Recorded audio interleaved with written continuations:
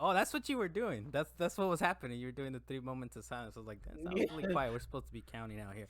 We're back on another episode of Salient Points, number 88. This one's for November 7th, 2022. This was a special Monday edition for everybody. We were recording on Sunday, so thank you, everybody, for joining us. I'm Carlos Macias, the master of what, Dalen? Anime body pillows. Wow. All right. Carlos Macias, the king of anime body pillows, I suppose. The Thank king, you okay. Okay, Dalen. The master. The Yeah. master. All right. There you go. Dalen Kirkwood from up in the mountains. Yeah, Like, yo, right there. I'm not sure how you're gonna live this down. Do you have to compose yourself for a second, Dalen? Ah, man, this is a wacky Not day, really. man. Hey, that. Dalen, I see. Look, Dalen, we are taking you from a lot of things. We're recording on a Sunday again, like I said. Dalen, I know how much you love sports and football and everything. We're taking you away from football, so thank you for joining us, sir. Man, Prue was hitting me up about that football. Today is the day. Who is this Prue, man? Dale Blas, thank Prue you for V. Dale Blas, thank you for joining us, the king of the Mid Bay. Thank you for joining us, sir. Thank you, king of anime pillows. Hey, Anime Dale, body and as you Bro. guys can tell, Dale Dying. has another different It's fine. setup, so maybe you guys hear him coming through a little differently. We said it's a little more bassy. I'm right? bassy. So Oh, thank see you for that deep, Apparently. that deepness. Came through with the bassiness. Thank you for joining us on this here Sunday Thank you, afternoon, Dale. And Luis Mendez on the wheels of steel. Thank you, sir, for joining us. Mm-hmm. All right. Thank you for carving out a little bit of time here. We'll get right to it. One of the big things that is coming out, maybe you guys are playing it already because it was Street Broken. So we're looking at you. Who are we looking at, Dalen? Are we looking at anybody in particular? We're looking at Are we- the camera. Look at the Put it camera. on, We know Carlos. God of War is out there. It kind of leaked out, right? But it's getting some good reviews, some good stuff out there. I know Jeff Keighley, the Keighley, as I have him in the notes. He said God of War Ragnarok is a towering achievement, deeper, richer, and more expansive than its 2018 predecessor. And we did also learn that the 2018 version has sold over 23 million copies. Last we heard of it was in October 2021, which sold 19.5. So we're guessing it kind of probably sold quite a bit more on PC when it released earlier this year. One of the interesting things, we haven't played it yet, so we're just kind of bringing up that it is out. It is out tomorrow officially. But one of the things that I saw going around on the Twitter Nation, Deo, is that people are kind of comparing this thing to Yakuza in a way, the new one anyways, as far as like the franchise is maybe reusing some assets. We know about the boat. We know about the boat getting reused, right? The boat animation is definitely getting reused. But Gene Park, I think he's at Washington Post, I believe. Washington Post now. He said Yes, Washington God Post of War Ragnarok is a Yakuza game reusing location assets to establish a sense of homestead and familiarity throughout the passage of time. The Bad Faith quote-unquote DLC complaint ignores the value this has in continuity. So it's kind of saying it's like, because Yakuza does it, right? And we know you are the resident Yakuza fan on this podcast, Deo. But he's kind of like in Yakuza, they kind of reuse the locations, right? But it's fun, and it is like you're at home, you're back in town. Dale, we do have a tweet from you, so you need to explain yourself. You did say, quote, good artist copy, great artist steal. It's not your quote, right? But it's somebody else's quote. And then you said stealing from Yakuza ain't a bad way to go. So Dale, please to explain yourself. What do you mean, sir? So I think Gene was really establishing that, compared to previous titles or recent titles that have been made recently, it's very eerie that it kind of mimics what Yakuza did when it it recycles some assets like this towns and characters and stuff that you'll meet in the games. But other than that, I think that's where the similarities end. Like there's no way that God of War Ragnarok itself is copying anything else from Yakuza. I think it's not even a big theme that they're copying. It's just like that instance. And Gene loves the Yakuza series, and for his audience that he has on Twitter, it's him just filling out and explaining to his fans and audience like what to expect for Ragnarok. But I don't think it's going to be anything at all like Yakuza series Ragnarok. So but yeah, that's all it is. I just wanted to say that thing and get some recognition from Gene, which I did get a like from him for that. Oh, nice. Actually. There you go. Well, and it is kind of like, it is one of those things where it's like, it's probably like, hey, you're kind of going through some similar areas, right? You've been here before, and I'm still playing through God of War the 2018 edition. We were talking offline about how I'm about like a third way through. I was trying to make it in time for this new release, but I'm not gonna make it, and I'm gonna keep playing for the next like week or so. Hopefully, I beat it by then. But it is one of those things like I'm already like you go through these places kind of quick. I mean, so I don't know, going as a retread a little bit. I don't know. I kind of want to see how it is, but I feel like the fact that this game is getting like 90s, 100s in the scoring, you don't do that to like a game that recycles nothing but reused assets, right? It's got to be something fresh that is bringing. But to the like table. I think the game plan for this Ragnarok game was that they were going to try to push it out a lot sooner. I think they were trying to. I think how this was delayed like by a year and a half or something. So they were trying to get it around where like the PlayStation 5 launch was happening. And like in order to do that, they couldn't just rebuild a whole brand new game right after like 2018 God of War happened. And I was still especially doubting with the them. pandemic happening. We don't need to talk about how my prediction was wrong, but I was still like, is it gonna come out? And they were like, this is for Carlos. We're stepping this shit gold. It's gold, motherfucker. It's gold. It's gold. Look, here's the. But are they though? But are they though? I mean, they say it's coming out in a couple of days. It is street broken, but Dalen, what do you think, man? I saw you put a little yes on the theme here, on the topic.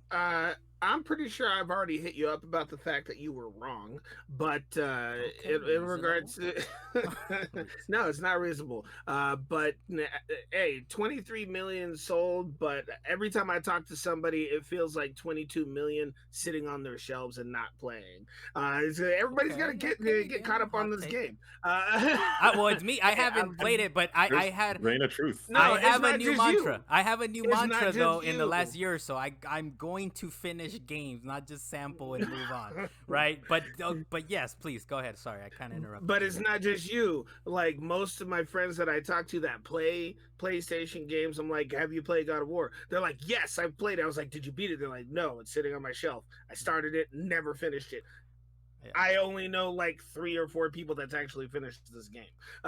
Well, do you think some of it, Dan, is the fact that, because I'm trying to think, I was like, why did I stop this? Because it got into puzzles, and I was like, the first one did a little bit of puzzling, but it plays differently too. It's kind of over the shoulder-ish a little bit type of gameplay. It plays completely different than the original trilogy, right? And the way it kind of goes about this story is a little different as well. No, my problem is that for the original God of Wars, they were very linear and they always took you to new places. But when I was playing God of War, the 2018 edition, even I stopped for a little while, but I eventually went back and played that game.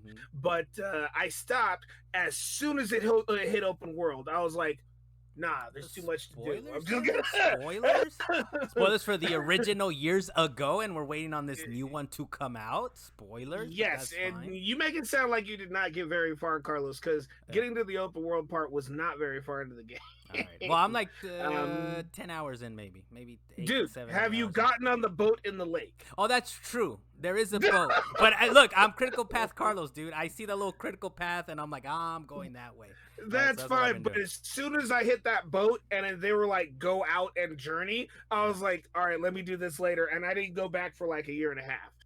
There you go. But that's what that game does to you. You look at that open world, you're like, this is overwhelming. I'm just gonna stop for a minute. I'm just gonna go sit down somewhere. I'm just gonna go step away for a moment. Luis, what are your thoughts, man? Whether what Dalen just said or anything else, man. What are you thinking about God of War? I like that you said, you know why I think I stopped playing it? I think I stopped playing it because of this. And Dalen said, no, I stopped playing it because of this. That's perfectly fair.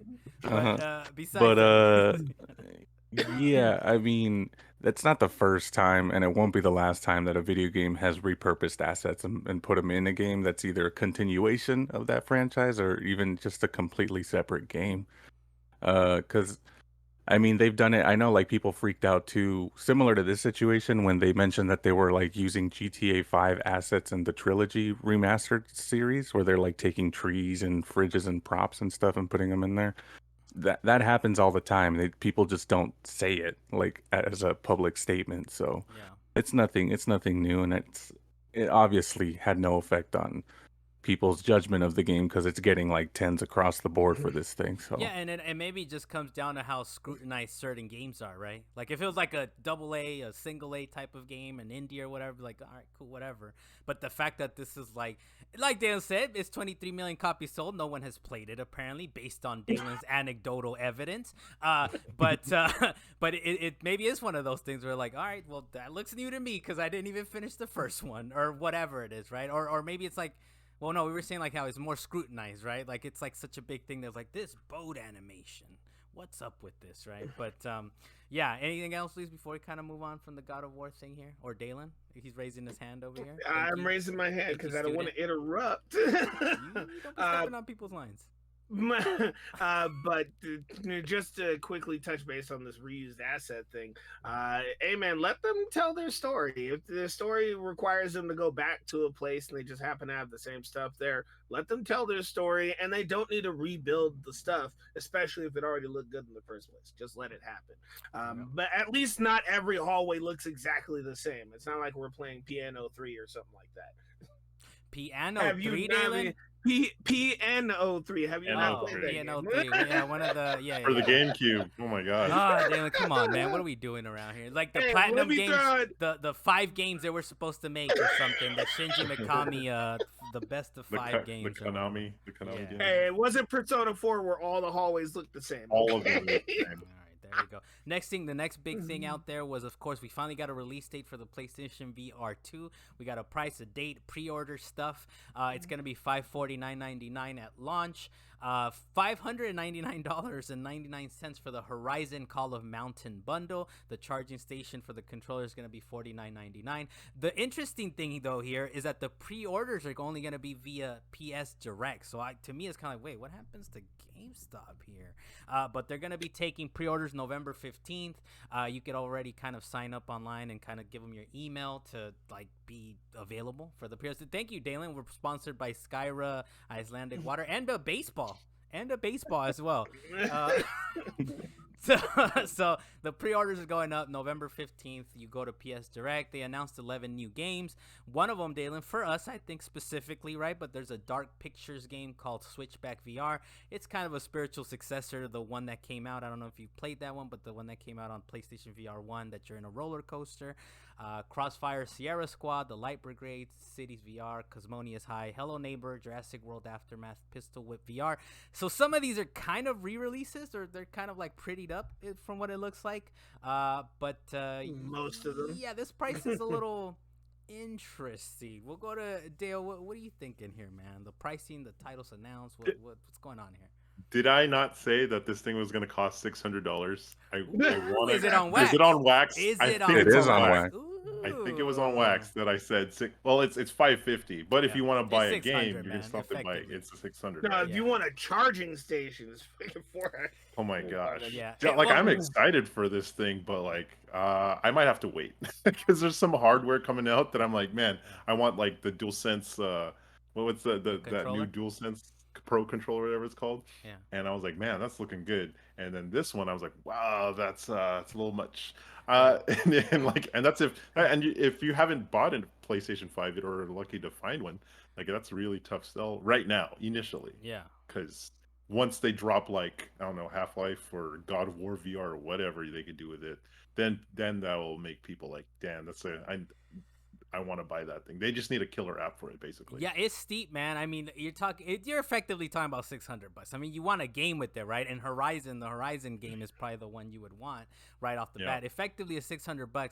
And like you just mentioned, imagine not having a PS5 either. That's $500 plus $600. That's an $1,100 purchase right off the bat. And none of these games are. Look, I'm a fan. I think Dalen's a fan, and I think we've created a fan in Luis as far as Supermassive is concerned.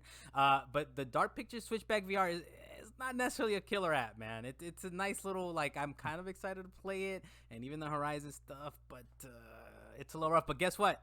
I'm a sucker, man. Let me just here. I'm gonna throw the money at him. I don't care. Whatever, man. Whatever. Dalen, what do you think, man? You doing it? You dropping down some cash? Am I doing it? Absolutely not. You go wild on that not, Dalen. That was a long pause there. That was a I was pregnant. gonna say yes. That was a No. pregnant pause, Dalen, if I've ever heard one. Damn. For anybody who already has a PSVR, you're like, man, we need this to respond better. We need more pinpoint accuracy. I need me an Oculus Quest because that's much better. But then you have an Oculus Quest, you have a PSVR, but you just spent $400 on a box that's just going to collect dust. You're going to do the same thing with the $600 box. You're going to pay, you're going to play it for like an hour or two, and then it's going to collect dust. And you're like, man, I spent a lot of money on that. Why did I buy this? No, I can already see it, Dylan. I can already see it. I'm gonna make it through this Call of the Mountain game and the Supermassive game, and then, all right, I guess that's it. It goes back in the box, man. I can already see it. Luis, can we get a very prolonged pregnant pause potentially in between one of your words of what you think of the PS4 For this $600? Can I choose the word? Box? You can say whatever you wish, sir. You can say whatever you want. Okay. Well, yeah, I'm not buying it either.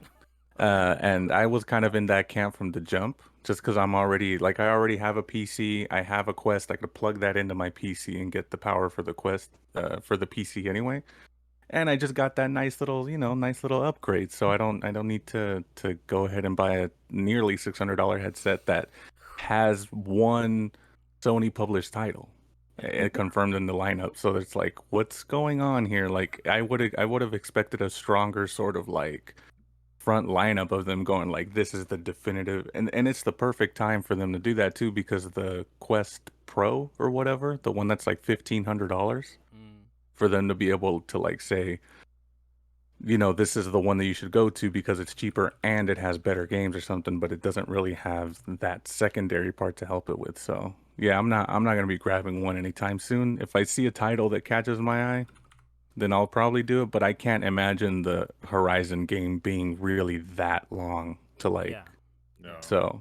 Hey, well, and you don't want to be more than one game. Just one game is not enough. Be like, one game, I'm gonna play that one game, and I know I'm gonna put it down. But like 3 games, all right, I got something to hold me over until maybe they drop another good VR game. But even then, it's far. It's really rough, man. And I didn't mention. I think I ordered when the pre-order start, but officially it comes out February 22nd, right? So it's a little. It's coming out pretty soon in the next couple months, but it's definitely one of those things that's they're out of control, man. Sony's out of control. Go ahead. It's weird that like they don't like you know what I miss about like the 2 previous gaming generations is that like when they come out with like brand new hardware, they usually discount the previous hardware by like almost half. Like remember when like PlayStation Slims came out or something? PS3 Slim, because you can't say that about PS4 Slim. Yeah, but that didn't happen the last generation at all. So I'm wondering like why can't they just bring out? They could bring out the PlayStation VR 2 at that price point, but why don't they just drop the PlayStation VR 1 in price by like half or something? Because there are a lot more PlayStation 4 owners out there in the world right now. Yeah. And if they want to have like I don't know if it's like cannibalizing sales or whatever like that, but like I miss that kind of deal structure that the companies used to have with their consoles, because like I don't even think they had a price drop for the PlayStation 4 the entirety of its life. I think it's at like $400. It might have gone down like $100 or something, but it didn't have like the not deep. that much. I mean, you're going back to like the 90s or something like that, where like the PlayStation 1 and the N64 was like $100. I was like, oh damn, I can grab one of those. Let's not talk about the Dreamcast though. That thing went to $50 at some point though. But I bought the second one at $50. Hey man, the Dreamcast went out into the world to die. It was a fiery death. Oh, slow. So Dreamcast, man. Fucking hardly knew ye, man. Oh, I miss it. Hurts my heart. It hurts my heart a little bit. It hurts my heart a little bit. But yeah, this Dreamcast Mini too. It's really interesting, and they already kind of said like it's like, oh, we expect to sell 2 million. I think it's not expect to sell 2 million. I think it was probably like that's how they were able to get the manufacturing up and going, right? Like to get the chips and like reserved or whatever. Like they probably looked at Sony and was like, look, this is what the fuck is this? Well, look, you ordered 2 million units and we'll make it, whatever. And Sony's like, yeah. Oh. I just remembered another point because so they announced that they're changing the way that they approach their PlayStation Direct orders now. It depends on what PlayStation Plus tier you have, whether you get like free shipping, faster shipping, or if you just get like a certain price to pay. So the essential is Really? like the worst shipping option, and then obviously as you go up the tiers, you get the PlayStation Direct with no shipping cost and faster delivery, I guess. Yeah. I That think kind the of faster delivery part is part of it. If not, but for That's sure, totally it's the price. believable.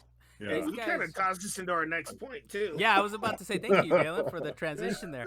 PSVR, man, it's coming out in a couple minutes. I'm the sucker that's gonna grab it. I know you guys are smart and rational consumers, and you are like, no, and you're flipping I'll the just bird show at up at your Sony. front step and be like, "Hey, let do me it. try this. You I can will do it. beat the one game that I want and be good." Oh, you're gonna stay over, Dalen? For I mean, it's got to be at least 5-6 Gotta be. hours. You're gonna have Have a to Hey man, I'll sleepover? stay You the have a I'll little stay the sleepover. night just to play Pistol Whip for 16 All right, hours and there enjoy you go. myself. But I don't even think this is like an updated pistol whip, Dalen. I'm almost Hey. sure that it's the same one that Hey, already exists out there. As long as the motion tracking for the controls is better than the stupid light balls on the top of Oh, the I sticks, see the problem, Dalen. I'm I see the good. problem here. You don't know that the I Meta played- Quest exists, man, because it's already No, I better know than it exists does. on the Meta No. Quest. I already knew that. First time I played Pistol Whip was at Jeremy Lowe's house, and he had me Doxing try it people. with his. I think he had a Vive or something like that. I can't remember what he had. Yeah. But whatever it was, it had like beautiful controls that felt good on the hands. Mhm. Then I waited for it on the PlayStation to drop. It eventually dropped. I was like, yes, I finally get to play it. I hate these tracking balls, but at least I get to Crazy. play it. But I need a better system. Now PSVR 2 is sitting up here like, all right, we need to play catch up. This is why we're only going to release 11 games and none of them Nah, are good. Dan, I'm gonna put it to you like this, man. You don't even have to wait for that. I already have it. I have it on the Meta Quest, man. Just come by You whenever gonna let you me want. borrow it? You gonna let me borrow it? You're saying a lot of words right there, and we'll talk offline. we'll talk offline. You said a lot of things right there, but like we should have picked up on that segue that you had dropped on us earlier, Dylan. But yeah, according to PlayStation or Sony, their PlayStation Plus subscriptions have dropped from 47.3 to 45.4 million users in 3 months from June to September 30th. That's a 4% decrease. That's almost 2 million subscribers lost after kind of that relaunch, that revamp of the Plus Supreme, how we like to say it around here. Basically the essential, the extra, the premium, right? And I like how Sony came out right away, right? They had statements, they had things to say. They said, quote, a greater decline in user engagement among PS4 users than expected. And then they did say, quote, on the other hand, the ratio of PS Plus subscribers among PS5 users remains at a level significantly higher, end quote. I don't know what that means. Dale, can you help us? What's going on here, man? Like, how do you feel about this? I'm actually kind of surprised. I didn't really. I thought it was gonna dip, but not by like 2 million people. Like, I feel like everyone's kind of like, how do you say it? They're burnt out on a lot of subscriptions going on right now. So people, like consumers, choose which subscriptions they want to spend their time with. Like, if you really want to watch Game of Thrones, like you're definitely going to be having HBO Max right now, but not necessarily some other stuff. So it makes sense. We can't all afford all the subscriptions that are going on about right now, Especially when you just got through moving. Yeah, like that's me. Like I'm like recovering from all this Way stuff to right dox some now. Dalen, that's fine. Hey, True, it's totally true though. No more Dexter in But the like background. the second comment about the PlayStation 5 user base having a high PS Plus subscription count, I really don't know what the hell that means. Yeah, That's it's just weird, like, right? It's like, that's okay, just no a random data no duh. spot that they have for it. Like here, I don't know. Yeah, like of they course. they want to speak positively about PlayStation 5. That's the only reason why they said that. Well, and it's kind of like, of course, the early adopters to this $500 machine that they went out and had to track down. Of Yeah. course, they're gonna have a significantly higher user base on that, right? It could be technically cheaper for them to do that instead of like buying like $70 games each time for their PlayStation 5, so they have a bigger breadth of games to play with. Especially if they're in your backlog, it can be very fiscally responsible to do that. But yeah, I don't know. It's just a random comment that probably someone wanted to put in that PR statement in order to pad. But it's funny the to loss see of 2 that million people. it's funny to see that whatever they had as a baseline, right, 47 million at regular PlayStation, right, regular PlayStation Plus, people were like pretty happy with the service. But I feel like it's one of those things where they gave you like options, and people were like, what the fuck? What is this? I hate you actually now, and I will not like resubscribe or whatever, right? So it's kind of one of those things where they shoot themselves in the foot. I will say this though. even if they say like, I would be interested to know what the breakdown is, right? Because even if they lose 2 million subscribers from people that are like, this is stupid, what are they doing? I don't even want this anymore. What is the breakdown of people that are paying the higher tiers, right? Where it's kind of like, wait, we lost 2 million, but we still are kind of making more. But at the same time, you would think they would have said that too, right? They're over here making excuses. You would think they were like, yeah, but our revenue is still good, right? So They might not want to say that, because if Xbox doesn't reveal like how much their tiers are like spread amongst their population, maybe they don't want to say it. All right, so that's fair. Luis, what do you think about this, man? About this little loss of users? Yeah. I mean, it had a similar effect on me when Nintendo changed their pricing platform, the whatever. I just completely unsubscribed from the whole service, and I said I don't like what you guys are doing, and I don't support this, and I just even though it's the cheapest one, it's like what, $20 a year for 20 just and like the 50, right? basic version. yeah, but it's not worth it. Yeah, so I was like, no, thank you, I'm good. So I guess I shouldn't be surprised that some other people probably felt the same way, and were just like, even though I would have only done the essential PlayStation Essential, they're like, you know what, I'm not even gonna mess with this at all, and I'm just gonna stop using this and pay my $15 a month to get Xbox Game Pass. That's true. Let me or just go to something. Game Pass. That's fun over there. All right, I don't know what the hell this is, and it's really weird because they basically you basically have to buy it for the year too. Maybe that's another thing. Like, I know if you already had it, like, for example, I think I had like a few days left. It was like prorated to, okay, pay $26. And I was like, yeah, I want Stray for $26 or whatever. So it was prorated in that way. So when you re-up, I think you have to re-up at like 100, the 120 or the other tiers, the 90, 60. So maybe that's what it is too, right? Because I think it's harder. Turn off auto renewal. True, turn it off. But I think it's harder and harder to just get like a month or 3 months or 6 months or whatever it is. But Dalen, what do you think about this? I from the day that they were talking, you know what? I'm going to start here. Sony has not cared about their player base being on a budget at all since the PS3. And you know this. Talk about it's going to cost $600 for this PS3. Don't worry. They'll get a second job. Hey, some people just don't want to get a second job. Some people just know they're limited on what budget they have. So they might not have had the money to get a PS5 and they're stuck on PS4. And then they turn around and say, you know what? PlayStation Plus isn't free anymore, then now you have to pay a higher subscription cost. Now we're going to bump it up to where you don't get as many perks, but now we got this whole other tier system. And now people who are on PlayStation Plus are like, well, why the hell do I have PlayStation Essential? I don't even like this. You know what? I'm just going to play my one-player games, and I'm going to take my ball and go home. So, but as for this ratio, the PS5 players, we don't know what that specific ratio is. And of course, we're specifically talking about just the units of the PS5 in this case. Let's say you got 10 people that got a PS5 and only 7 people wanted to actually get the subscription. That's great. That means that 3 people did get it, but 7 people did. But then you bump that number up to 100. Suddenly it's 70 to 100. You bump that up to 1 million. That's 700,000 to 1 million. That's still 300,000 people. If you bump it up to 10,000 units, doing a lot of math out here. Dan. You're doing all the numbers out here, Dalen. Dalen, get to what you're trying to say, man. My point is that ratio... Battery's running out. I know, my battery on my laptop is running out right now, man. All right, my point is that the higher the unit number, the larger the gap is between that ratio. And even though it looks like a cushion, just talking about PS5, when you combine PS5 and PS4 together, that ratio is immediately shot. I mean, it's Sony. Yeah. They're one company. That ratio is shot. Well, they lost a lot. It's really people. They're saying a lot, but not really anything, right? Unless we see like the actual numbers laid out, like you were trying to do, Dalen. I feel that's what you were going for. It's I was really just saying giving a lot. Example of how that ratio would work in this case. Yeah, but they're saying a lot, but not really giving us anything, right? But we'll see. I know in 3 months we'll get an update. Wait, is that what you're telling me? Is I was saying a lot, but not giving you anything? There's a lot of numbers, Dalen. No comment, Dalen. All right, no comment. I'm gonna buy a whiteboard and put it in the back of my. In the last, so I can start writing. So in the in the last couple weeks, right? Call of Duty has been kind of in the news.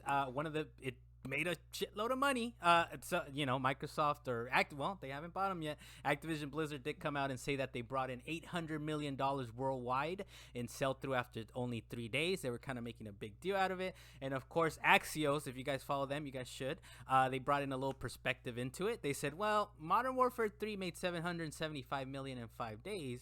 That equals $1 billion today, so it's not necessarily they've made the most money, right? But it's it's a nice little fancy number out there for it's like we've selling a crap load of Call of Duty games out there. But one of the little interesting tidbits coming out of this thing though is that there are people stealing the double XPs that like the promotion and they're reselling them online. Dalen, in the rundown you said how, Sway? Well, I'm gonna tell you, Dalen.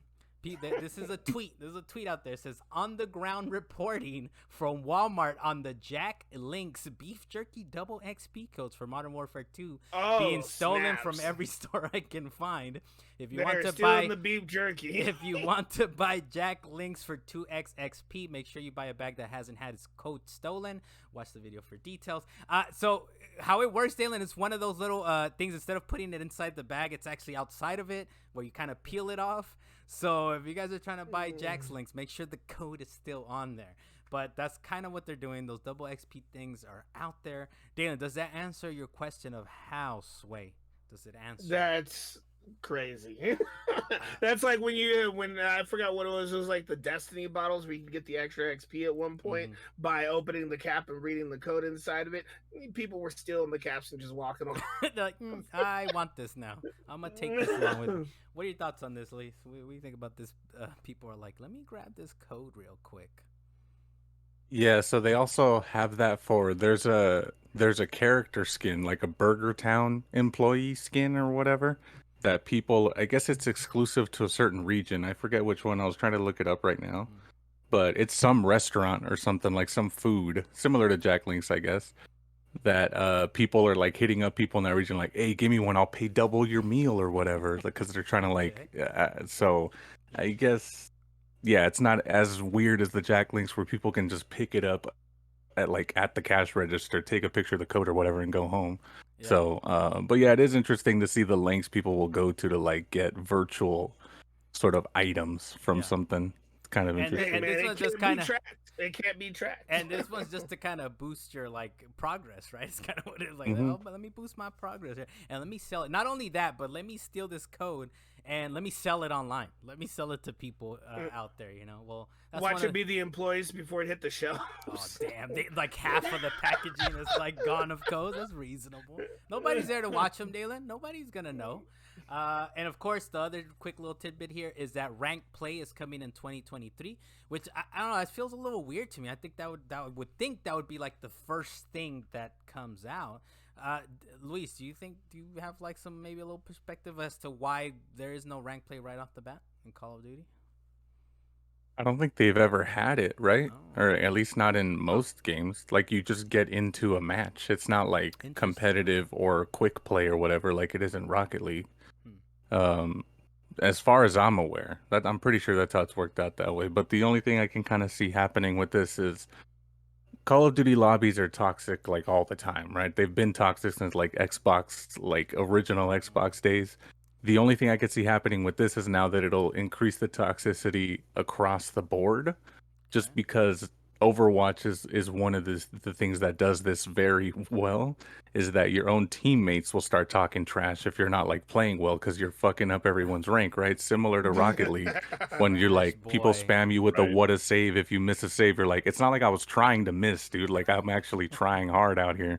So I can only just see Call of Duty getting more toxic if this like ranked play comes out. Because it actually because the other one is kind of for play, like how I see the gradings. It's like you get points for everything, so it's kind of like, all right, you've played it longer, and even then you can like prestige, right? So it's kind of like what doesn't mean anything ultimately, but ranked play, right? Especially if they do like some kind of true rank like Rocket League does.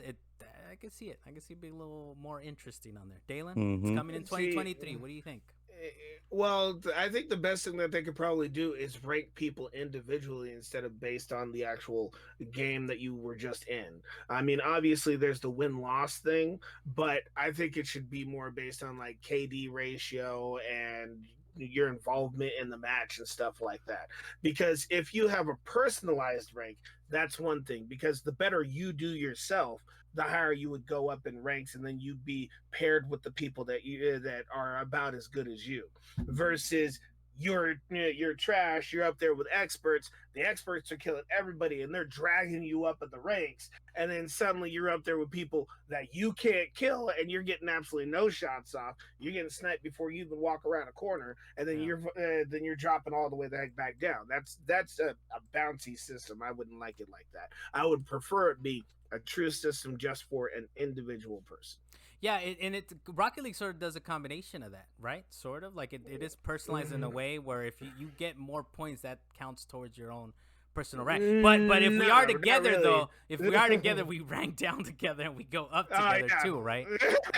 But that's the thing that I'm talking about, is that if you're together, you shouldn't have everybody ranked down just because one person was being trashed. You got that one person that decided to abandon the match out of nowhere, and the other two people are trying their damnedest. They got like 600 points between the two of them, and that last person's got 34 points, Carlos. But okay, all of a sudden, the two people that got 600 points should not be punished because one person was not holding their weight. Yeah. All right. Well, we'll move on to the next That's one. usually how ranked works, though, in like most games. It's So- usually that works, but it doesn't work that way in Rocket League. Well, True. there we go. Time out. Go So ahead. my Audacity stopped working. Okay, reasonable. He said, "Don't you worry, man. Don't you worry, man. We're back. Salient Points. We had a little bit of technical difficulties. We don't need to blame anybody, Dalen. But we're having some. Whoa! That's not on Daily, man. That's me. I know what I That's said. me. But the good thing is we have this nice little video for you guys. So thank you guys for kind of coming back. For you guys, it's gonna be nothing. For us, dude, we spent 2 days trying to fix this shit. All right, so we hope you guys really enjoy it. We're gonna continue. The next thing we have on here in the news is that the GTA Plus enhancements, is that a concern for the future of GTA 6? I know this is a thing that kind of Legacy Killer HD posed out there. He said, quote, "I know this isn't going to get the attention it deserves, but the latest quote unquote enhancements to GTA Plus for GTA Online should have you worried for the monetization of GTA 6. Paywalling and going the pay to win route seems like the norm these days for Rockstar." I don't play it as much as you guys. I know Luis, Dalen, you guys kind of get into it, right? You guys have been getting into that GTA Online lifestyle. Also, stop logging into GTA 5. I know they said they're working on 6 already. I know they confirmed that, but please stop logging into GTA 5 online. But what is this, Luis? Do you kind of is it concerning for the future of like when GTA 6 drops, kind of how they're going about, GTA Plus or whatever it is? I'm not honestly that concerned at all. It's always for anything Rockstar on GTA. It's always been pay to win. Like I don't know what the whole like thing is now. People are just freaking out about this Panther statue, which is like an item that you go and scope out for a heist. And whenever you do that, it could be one of many items. The Panther just happens to be an item that is the highest paying one, and it's not always in the game. So they bring it back every once in a while for like a brief period, a week or so, and everyone's on an equal playing field. It has a random chance of being the item that you get during that week. The only difference here with GTA Plus is that you're guaranteed to get it once every week at least for the rest of this month. So that's where this guy's kind of freaking out, because not only is it locked out for those players, but then the GTA Plus players have a guaranteed chance to get it every single time, at least once during that week. Yeah. So for whatever reason, the Panther statue is the thing that really got people like in an uproar. Like what? Because it's not the first time they've done this with GTA Plus already. They've done it for like the casino heist where they made the diamonds the item. The GTA Plus is like that $5, $6, $10 or whatever it is per month. It's $6. Like $7 to $6 per $6, month, right? So that's kind of the thing, right? It's like, okay, well, these guys are getting kind of higher chances, or it's a guaranteed, right, that you're gonna get it, Yeah. right? So, Dalen, do you agree with that? Do you kind of feel where Mr. Legacy Kill is going with this? Honestly, it is only a problem for those who play PvP. Because when you go out and buy shark cards and get more money and stuff like that, you can get better weapons a lot faster than anybody else, and then you can just go out and murder everybody. But when you're not doing PvP and you're just out there like doing missions with people, you are there to help. You have OP people. I mean, I can't even remember the name of that flying bike that Luis has. What is that thing? The Oppressor. You have the Oppressor. I'd love to have the Oppressor. I could pay money right now to get the Oppressor. I just don't want to drop money on it. Anybody could drop money to get these better things to be able to fly around and blow up ships and stuff like that. But on it a makes basic it easier to do the on game. a basic level, you have the equipment, you have the tools, you have whatever you need to complete missions, right? And to outside of that, you just got to put the time in. Skate better, but skate better indeed. Hey man, skate better. You gotta have good. You have to have good aim sometimes, but it's really about going out there and trying to make money. If you can buy money, good for you. You got money to buy money. You spending money on digital stuff, so you might as well just go. You might as well go buy an NFT. But the game is there in a way that allows people to just kind of play for free. So and all that to say is like, stop logging into GTA 5. This is what I've been talking about. All right? This is what I've been telling everybody. All right. No, just right now I'm not even gonna say don't log into GTA. I'm gonna say stop buying shark cards. Stop trying to be pay to win because there's not much of a purpose for it. Yeah, well, you get it's there. It's available. If people have the money, they'll spend it, Dalen, right? But it's kind of an interesting thing. We'll see how they kind of integrate it going forward, right? But it's not going to make GTA 6 any worse. That's my thing. Well, look, I'm going to jump into 6, enjoy the campaign, and apparently one of the characters has a fat booty, which will be interesting, I suppose. But I'm just going to jump into the campaign. Look at the leaks. Are you okay? Look at the leaks, Dalen. Did you not look at the leaks, Dalen? But anyways, the next thing on here, Kojima Productions apparently is constantly getting offers to get bought out every day for quote unquote ridiculously high prices. But Kojima wants to remain independent until quote as long as I'm alive. Dale, we haven't heard from you in a little bit, man. What do you think about literally Kojima saying I'm gonna stay independent? And I'm not gonna get bought out. That's what Kojima's always wanted, right? That's the whole reason, like, why he butted heads with Konami, CEOs or whatever. So, and I'm sure that's why. I'm sure Sony would have like dropped a hell of fucking bag on for them. So, I'm not surprised though that Kojima is very resistant to it because he loves his work, his art. So he doesn't want anything to do with like any business kind of side things. Yeah, it's nice, it keeps his business going, but like that's not why he does a lot of it. I don't think so. Well, and as you can tell, right? I mean, I didn't put the quote on here, but I think it was part of the same interview where he's talking about it. He's like, oh, every game I make, I'm making like a new medium. So when you're talking like that, you're not talking to just like, making money, just making the next big hit. To him is like, I'm trying to be innovative here. Whether you agree with him or not, if you like his games or not, but he's still in his mind is like, I'm breaking things, even if his games or whatever didn't sell as much as they do right now, he'd still be making them the way he wants to make them. Like that doesn't change the thing about it. So kind of like walking simulator. Dalen, what do you think, man, about Kojima's? He doesn't want to get bought out, man. You can't give him no kind of monies. Well, you can give him money, but he won't sell out. He doesn't want to be. He doesn't want to sell out for himself, especially how he almost got screwed over on his original Metal Gear series. So I'm glad that he's sticking to his guns. I mean, keeping it independent means that he could essentially do what he wants. Let the man do what he wants. Let the man tell his story. Okay, I know I said this earlier, but let the man tell his story. Yeah, he wants, as long as he's alive, Dalen, he's gonna tell his story the way he wants. He's gonna tell his story the way he wants to. He's not gonna be Bungie and get caught up in the fields of. He's not gonna get caught up in the weeds. Okay, I mean, Bungie was eventually released by Activision, and then they started doing what they wanted. However, they're screwing people over, money wise. But Kojima, unrelated. He is always miscellaneous comment. Okay, man, straight shots. Okay. It certainly bothers me. But Kojima is like, I am not going to put myself in that position. I am just going to own my stuff and answer to myself. That is it.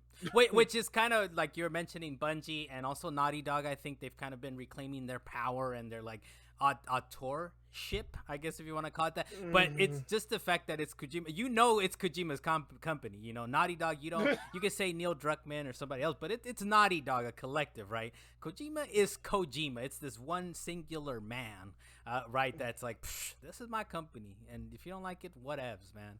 I will not. Hey, man, Konami messed up by letting him go. I mean, he could have been the face of their company. Luis, what do you think, man? What do you think about Kojima's lately? And you can mention about Bungie if you want. I guess that's fair. Just strays, just drive by some other companies for no reason. But shot over there. Okay. I don't know if there's much more I can add to this that they haven't said already. But yeah, it's like as well as he should. He should just say no, thank you. I'm gonna keep doing what I want to do because then that's not only bad news for him, but then us as the consumer. Like we're gonna see something and like, oh, this doesn't look like a Kojima game. Like what's going on here? So we might not have gotten random whales flying in the air with the dude delivering Prime Now packages across the country if it were for like him selling to some other company. Guillermo del Toro walking out of a tunnel for some reason with a said baby. The baby. Yeah, so it's great. Look, you like him, you hate him. I think for the most part, I think people get him in the gaming space, right? He does little weird things, but I don't think he's necessarily divisive. He's just like, we're gonna get something weird, and I'll be. I think everyone just respects him as like a creative. Yeah. Like he's like the purest form of like a creative director there is right now. Whereas everyone else is kind of like, we're gonna please the gamer, or we're gonna please like sales figures or businesses. But he's like, no. Yeah, well, hey, as long as he's alive, we'll see. Maybe next week he's like, "Look, they offered me $50 That's million. Your favorite part. What was I supposed to do? What was I supposed to do when they're handing me 50 billies right now? What was I supposed to do exactly?" But the next, ice. But the next thing on here, Dale, this one's for you. Bungie is saying stop playing the PS4 version of Destiny 2 on PlayStation 5. They said that a notable number of people are playing the wrong version of Destiny 2 on their PS5. So what's up with that, Dylan? You are okay. For sure playing the PS5 version on your PS5, right?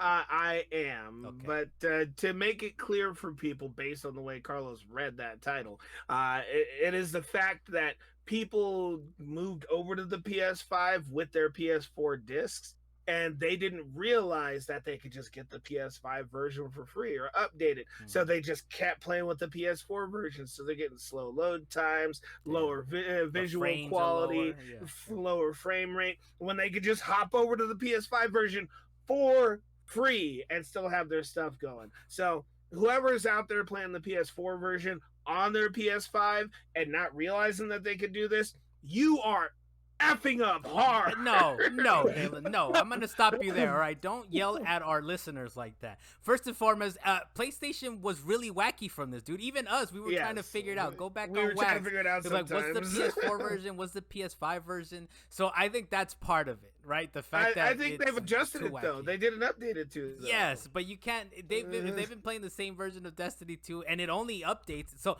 the PS5 should be smart enough, right? Like the Xbox does a smart delivery where it's like, here's the best potential possible version you can have. It just automatically does it for you. The PS5 in the meantime is like, we're a little dumb still. You need to go find it in the store to get the exactly PS5 version instead of the game just giving it to you automatically, right? In the console. Sony's like, hey dog, whatever you want. Bungie's like, no, that's wrong. Stop like not having the right one. But I can't blame consumers completely. It is a nice little PSA though. That Bungie's like, please stop that.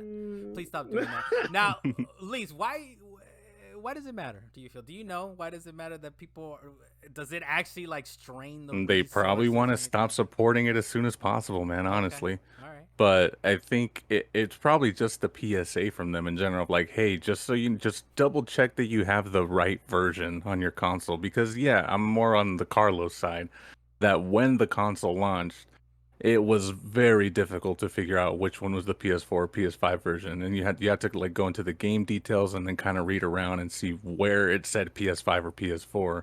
Whereas now they did add that little icon, but that might have been too late for some people where they're like, I already downloaded the PS4 version, like whatever, dude. Like I'm just gonna keep playing this. Whatever. I don't care. Okay, go ahead, Dave. Thank you for raising your hand. I- Real quick yes. though, on that least point before I forget, how difficult it was is I remember for Sackboy there was a PS4 and PS5 version. People are like, okay, people, the one you want is where the little thumbnail is actually expanded. It's he's tinier on the screen. That's the PS5 version. That's how wacky it was, Dalen. That we didn't know which one. You had to go into I the remember. zoomed out version. That's how you know you had the PS5 one. But go ahead, Dalen. Thank you for raising your hand. I actually had the problem with Final Fantasy VII Remake when I tried to upgrade it to the PS5. Aside from trying to move my save file over, which was an issue in itself. That was a problem. That was so stupid. Oh my god. Moving the save file was an issue in itself. They say in order to play the PS5 version, you must have the PS4 disc in the PlayStation. Right, and so when you have the PS4 disc in the PlayStation, you upgrade it to PS5, and I'll turn my PS5 off, and I'll turn it back on, and suddenly it's installing the PS4 version again. Right, yeah. I'm like, no, I don't want both versions of my PlayStation. That just so happens, man. I forget what game it is, but it does that. It's like installing the PS4 version. Why?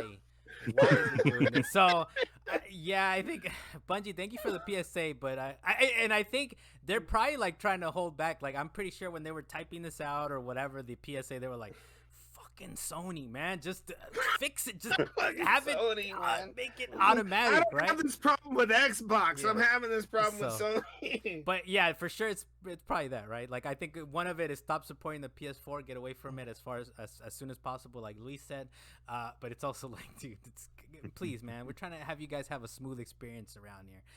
But make sure, PSA from Bungie, play the right version. The next thing we have on here is Lionsgate is fielding proposals for a big AAA John Wick game, and I know this was kind of interesting to you, Luis. What was kind of interesting about this, sir?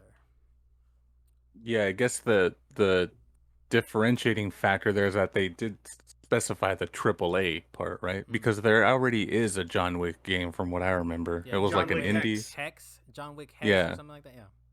Yeah, it was it might have been. It's a developer I follow on Twitter. I think it was a Mike Bithell Oh, game. Mike Bithell joint, huh? Okay. But yeah, he's currently a side note here, but he's also working on a Tron game right now. But yeah, it's Which I will play. Ooh. so I think yeah, seems pretty interesting. But yeah, I don't know if they decided that they didn't want to go with him and his team because it was too small and they just want like a bigger sort of AAA blockbuster sort of production. But if it comes out, I hope it does well. I hope they find the right people or whatever. Yeah, for I mean, that. it's kind of ground floor stuff right now, right? It's very much like pitch us like where we got money.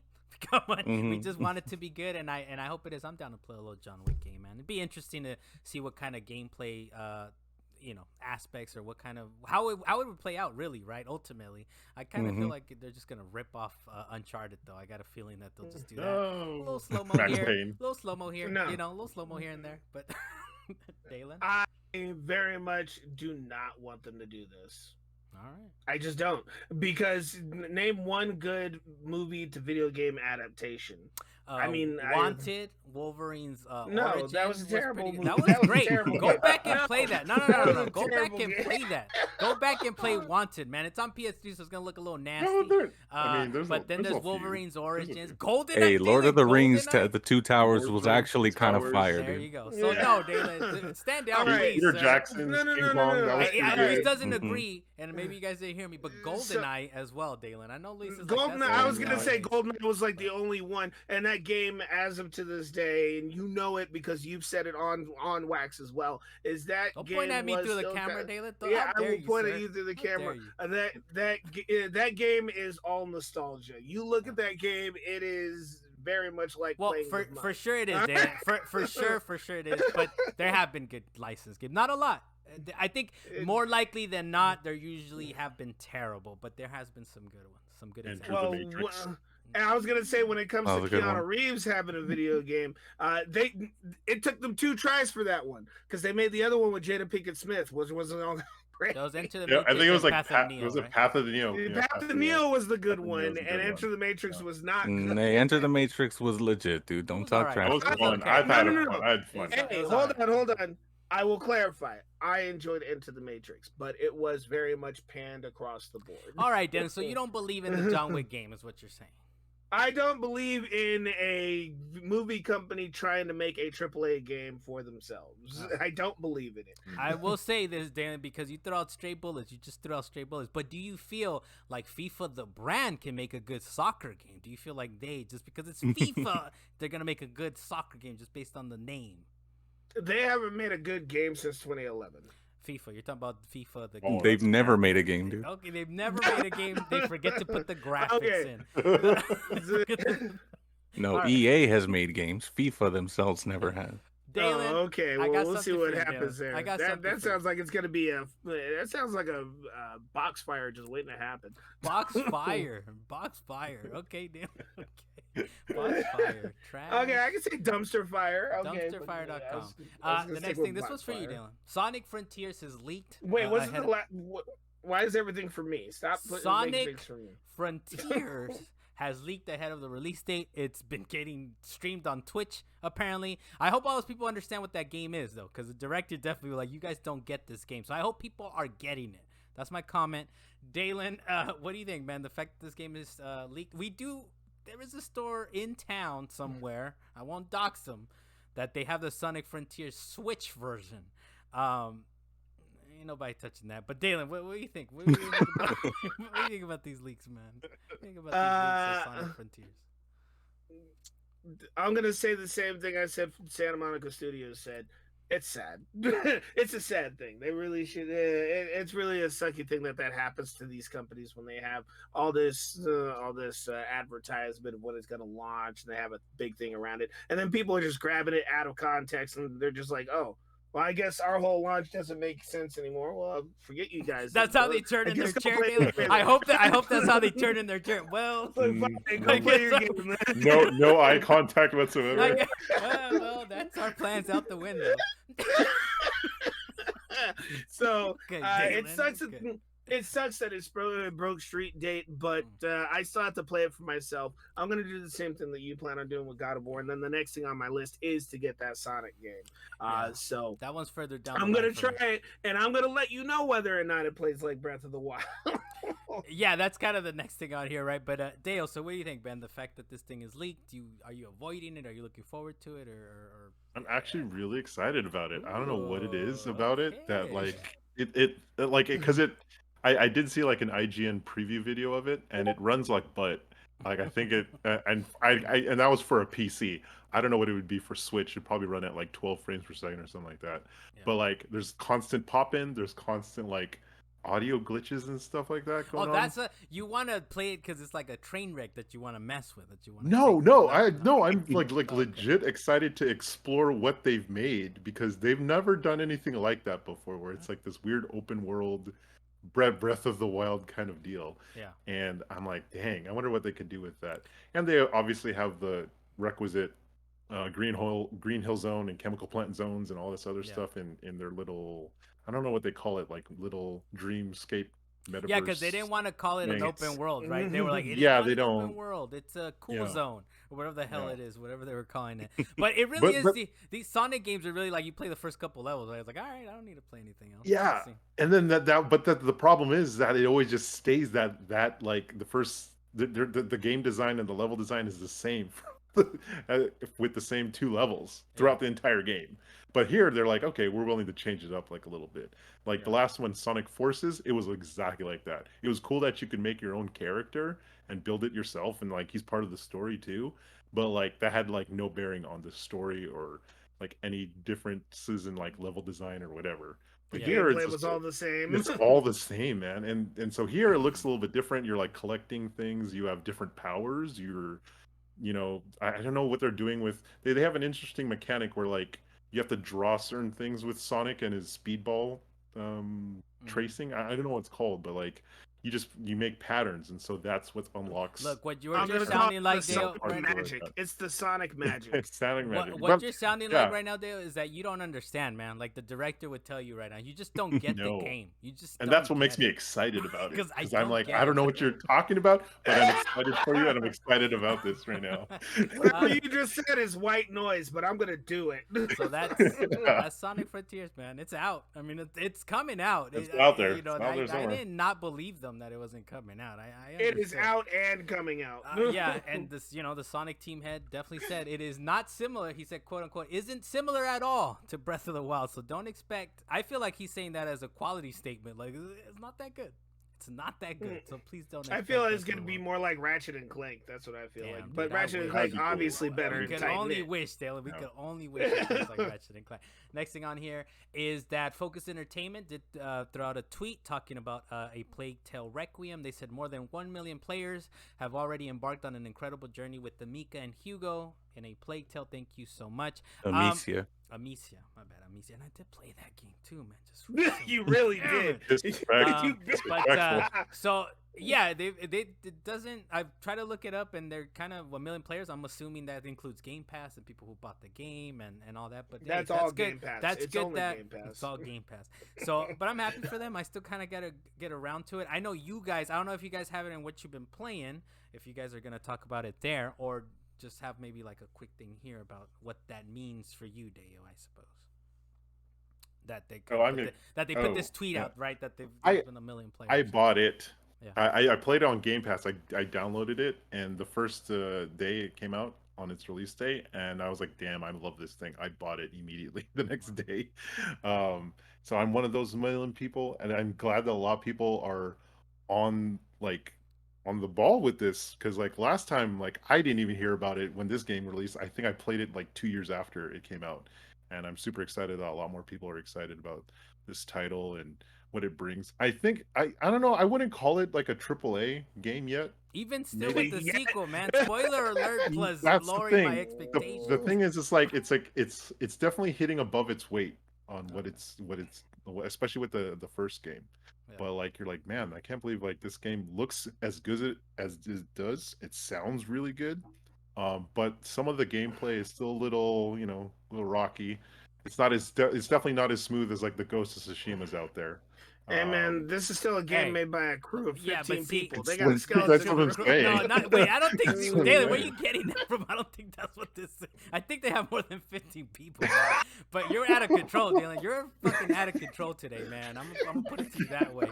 But look, Ghost of Tsushima. That jump, they've been working on that for 15, 20 years, man. It has been a while. With the original Sly Cooper. Just jump.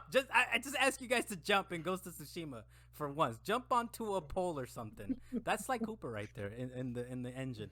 But I'm glad that you're enjoying it. I think we're going to hear more from it and what you've been playing, right? As far as what more you think of it. Luis, what do you think of this tweet, man, about Focus Entertainment? Like, people are playing. Yeah, it's good to see that their second time around, because what Deo said, the first one, myself included, it was years after the release where I'm like, oh yeah, let me finally check this game out. Like I think I bought it not too long after it released on Xbox, and then I just never turned on my Xbox again. Like it wasn't the game's fault or anything, but I just like forgot about it. So it's good to see that this time around it does have a lot more exposure, and off the bat, they've got 1 million people logging in, whether it's Game Pass or not, I guess. But yeah, good to hear for them. Happy for them. It's interesting to see it like kind of that. Usually companies will use like Game Pass to kind of have exposure, right, of their original game, and it's like, hey, we have the new one. It's right around the corner. Go ahead and buy it. But with this one, it was on Game Pass, I believe, and I know it was on PlayStation Plus. I played it on PlayStation, and it was free on there. And they went ahead and was like, we'll drop it on Game Pass anyways. Like, I don't know if they were kind of like, look, we did well enough as far as like the success of it in Game Pass the first time around. It's like, let's do it on Game Pass again. Day and date release. So people are definitely engaged. We'll hear a little bit more from you guys, or at least Deo, as far as what he's been playing on that. The next thing we have on here real quick is The Last of Us on HBO has an official release date, January 15. That's confirmed. I thought it's a little sudden, man. I would think it would have been like they were dropping it like halfway through the year or in the fall or something. But that seems correct to you guys, I'm assuming. Like January 15th is coming out like 2 months. A lot of shows be filming all their stuff in a matter of 3 months. This took like a year and a half. Okay. And I guess we have been hearing about it, right? We've been hearing about it for a while, right? So it shouldn't be too surprising, right? Hey, there are movies out there that were filmed in 18 days, okay? It's possible. Yeah. Well, anyways, I'm kind of hyped, man. I'm hyped about it. I haven't really seen much about it. I know the main actors, and I guess we did hear about people beefing with the actress or whatever, but I'm kind of hyped. Luis, you're the resident Last of Us hero on this podcast. You Hero. Uh-huh. Jukebox hero. Sorry, I had to say Okay, it. Dalen. Lise, you hyped? January 15th? Um, I'm tempering my expectations for sure. Oh, I interesting. did recently, on a side note, since like it's a Naughty Dog slash Sony joint. I did watch the Uncharted movie, and that actually wasn't that bad, dude. If you don't Okay. go into it thinking like seeing a video game Nathan Drake, like Yeah. they actually I think pulled it off pretty well for a film of like Uncharted. Yeah. So if it's anything like that, I don't expect it to be like the game, but tell kind of the key points of the story still and like show it because it's meant to be for a different audience, right? Yeah. It's not like catered to people that played the game and then watching this series. It's people that had maybe heard of it, never played it, or never heard of the series at all. So, yeah, I'm tempering my expectations All for right, it. there you go. Yeah, and I think that's a good way to go into it, right? It's kind of like I know it's a whole different thing. It's let's just watch it. So I'm willing to give it a benefit of the doubt. I hope it's better than that Uncharted movie. I don't know. I wouldn't say the Uncharted movie was a complete disaster or anything, but it was all right. I think mean, I think it's It's because the perfect airplane movie, I think. it's a Mhm. perfect. All right, look. If your criteria for a movie or for at least Uncharted series is it's a perfect airplane movie, then all right, all right, I agree. It did fall out of a plane. They did do that. The next thing we have on here is Callisto Protocol has been canceled in Japan. The local ratings agency Zero did not like the level of violence in the game, and the developer refuses. Zero. Zero. I know people were saying Zero out there, but I was like, all right, let's throw in some Spanish in here. And the developer refuses to comply with their demands. Dalen, I know you're super hyped about this game, man. You're gonna crap your pants probably like once or twice playing this game. I understand, but what do you think? Do you think Japan can't handle this, or what? What's going on here, man? Why did Oh they no, cancel it, Japan can handle this. They've got laws that make no sense. But Okay. but when it comes to the fact that the level of violence was so high that they were like, nah, we can't release it. I'm like, we're America. Bring it. Give us more violence, if anything. Land Give of us more guns. violence. Yeah, and I know. For Callisto Protocol, because I had loved how violent the original Dead Space was, and Dead Space 2, and then Dead Space 3, they just kind of dropped the ball. But I was like, bring me another one of these Dead Space games, and Callisto was the perfect answer to that. And of course, they're remaking Dead Space 1. So I'm like, give me both of these games. They drop at the same time. I will lose $120. I don't You will care. lose it. You Let will me not have it. enjoy like handing over some cash for an item of art that you will enjoy. I never enjoy handing over cash, but I will take this loss for these two games. Sterling, you're out of control, man. But I feel like this kind of gives it a slight like bump in like credibility, right? Like it's like, oh damn, is that terrifying that it's canceled from a whole region, a whole country, right? Because I mean, you do hear it. Australia has done it before to certain games, and even in Europe, I don't know if it's Germany too, right? They'll kind of be like, we can't release this, but it does give it a slight more credibility, right? But I think it's one of those things, and I know Serkan Toto on Twitter, he mentioned this, but it's a lot of times this happens in Japan. Apparently, this just we don't hear about it, right? We're just buying the U.S. version of a game, but a lot of times these things happen where they gotta actually edit some of the game, right? And it's a censored game, and I think one of his tweets was like, "Oh, don't ever buy the Japanese version of any games. Most likely you're getting an edited version." So this is just a continuation of that, except this is kind of a higher profile, right? And it's like, damn. And maybe it was one of those planned quote unquote leaks, right? Where the company's like, let's tell people we got banned in Japan. We will not play that game. We will not edit this game, and we will just cancel it. But Dale, what do you think about this, man? Think about this. Yeah, like I'm with you on this. It got me even more excited. I actually wasn't super excited about Callisto Protocol at first, and then I heard this. I was like, "Dang, that sounds awesome!" It got banned somewhere. It got banned somewhere. What's going on? It's like the whole like manhunt thing going on over again. Yeah. Where like it got banned, and I was like, "Dang, I'm way more interested in it now." Yeah, there you go. than normally. And then I watched. I think it was like a couple of days ago that the studio they dropped like a documentary off about Callisto Protocol.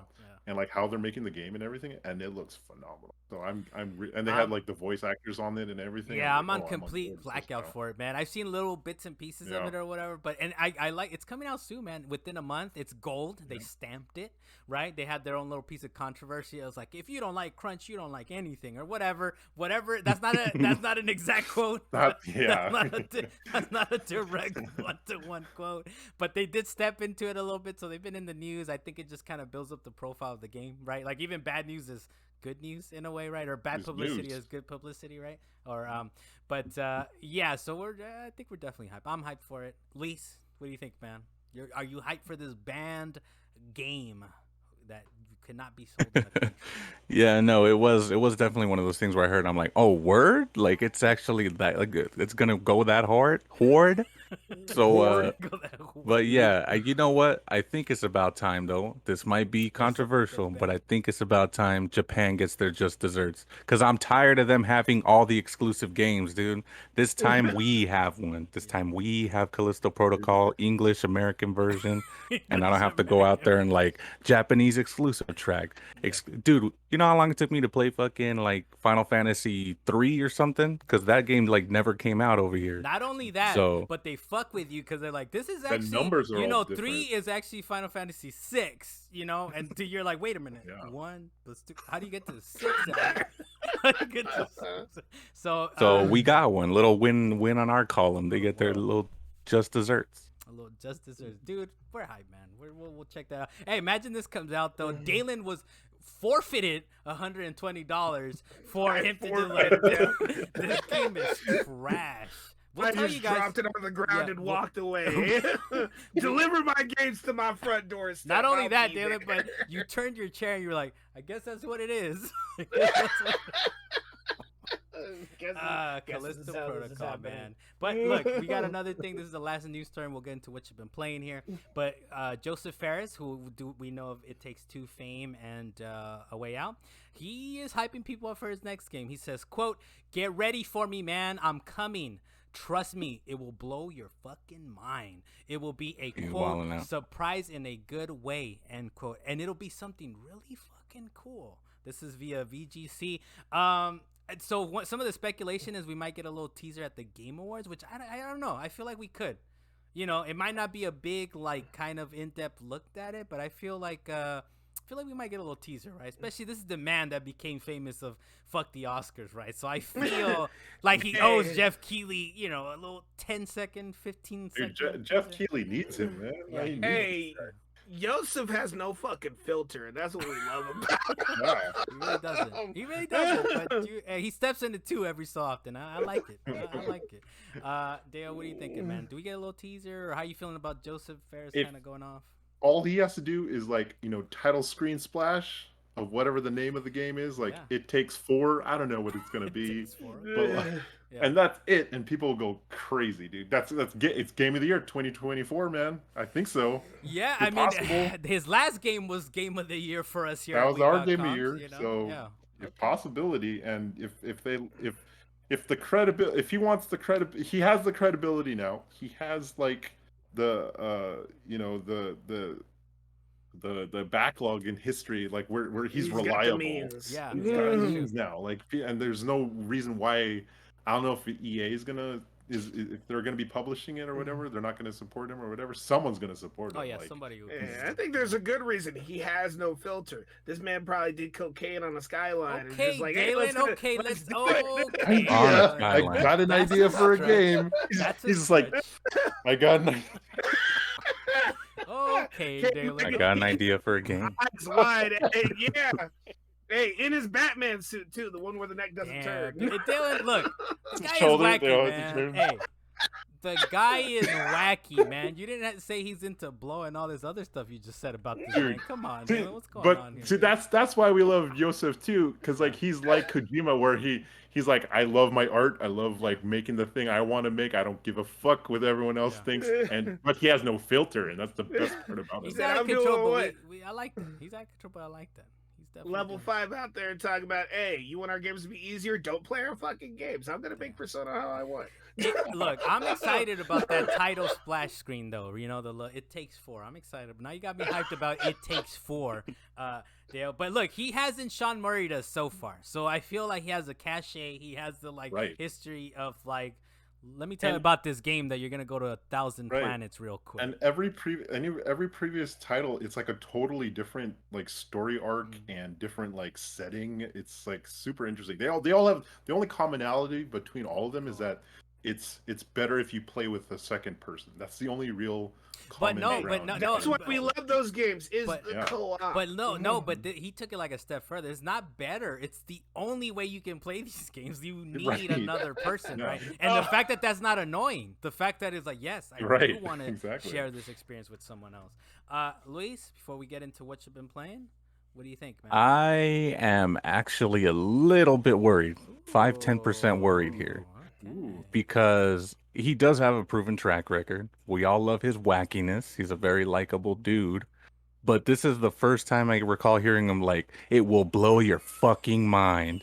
Get ready. I'm coming. And it's okay, hold on. Wait a minute. That sometimes can be. Selling it too hard now. That was him.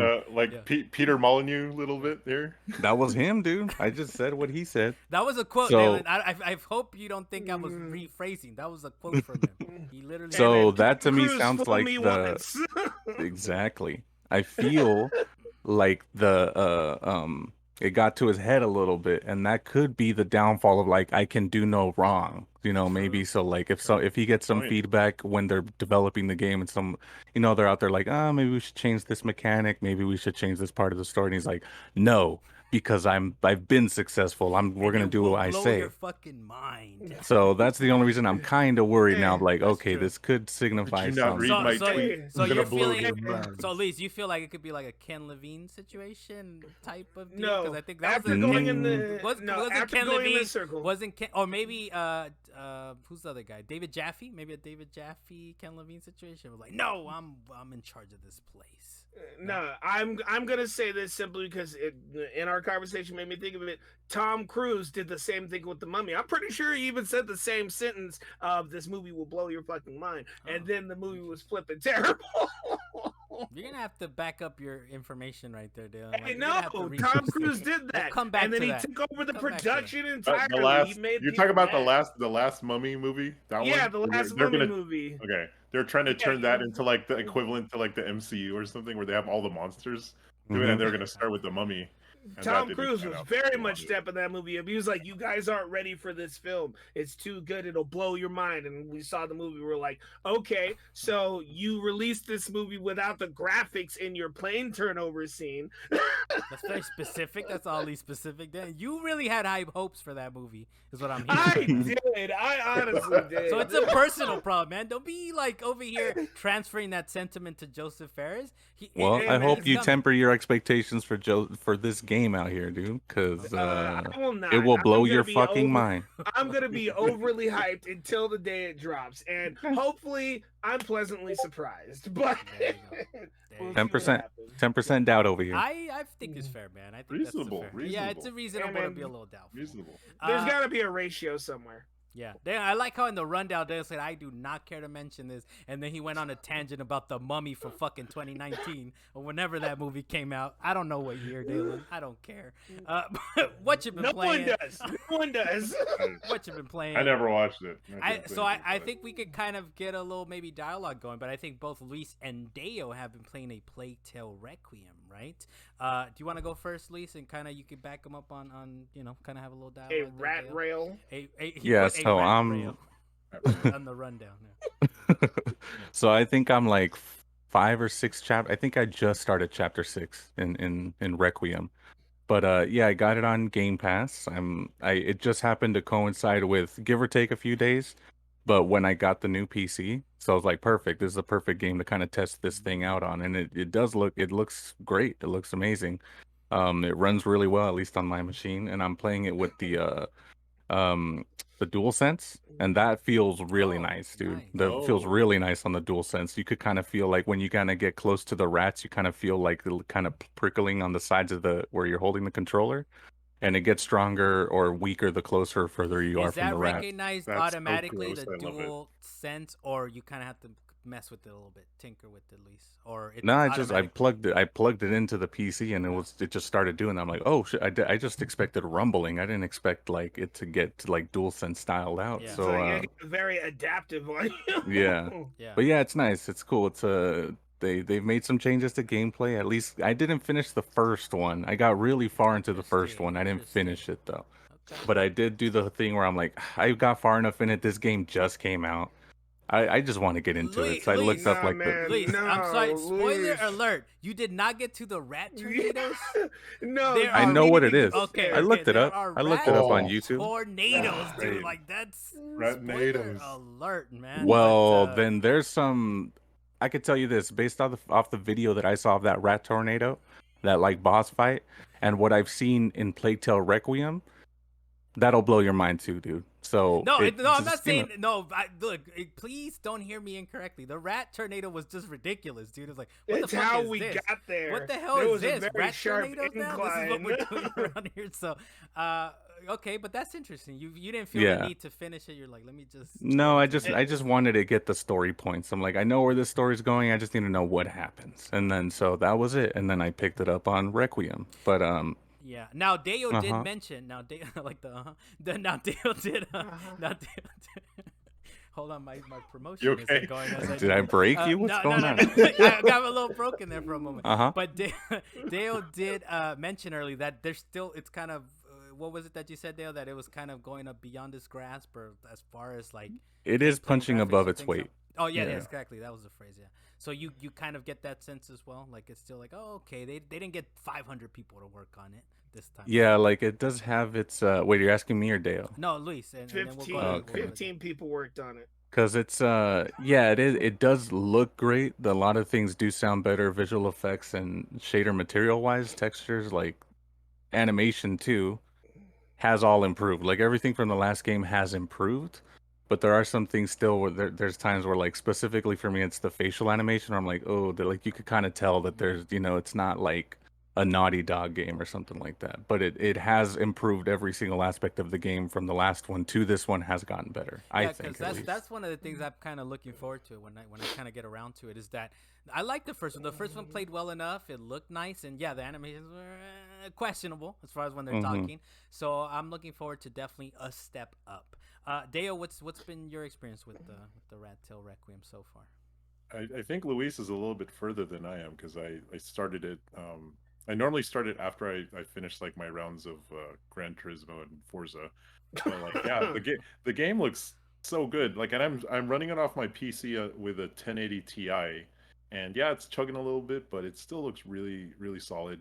Um, the thing is, like, I always turn off like chromatic aberration for the graphics a lot of the time because that kind of it Don't kind you of have Those you, messes colors around are with the messing picture. you up. you don't It have messes you up, and like it contributes to like frame drops and stuff too for my Mhm. computer any setup. So I kind of turn those off. Same thing with motion blur, same thing. Hey man, But turn past down those that, particles. Dale, That's what don't you need. have Turn down the a particles. don't you have a Series X, or I thought you had a you yeah, wouldn't play yeah. why not play it So on that where it'll give because you my Series X is in a box right Okay. now. I don't know where it is. Okay, It's one of these all right, that boxes. makes sense. But if it was unboxed, if it was ready to go, you would have gone Series X, or you still would have gone PC with the game. Either one, my game save transfers across until I get my like main what do you call it, like living room set up with like Yeah. the nice speakers and everything set up. Then Oh, I'll okay. hook it up. Until then, he's playing Cubert with his living room. Yeah, Interesting. Or, it's you know, basically just full of cubes in Dexter there, man. plastic in the background. but that's Tetris, there's all Tetris in there. But yeah, the game like Luis said, like like the graphics are improved, the sound is improved, but like yeah, just like little things like facial animations, like the AI is still the same. Like it's not any more smarter or like it doesn't do interesting things compared to like what The Last of Us Part 2 does.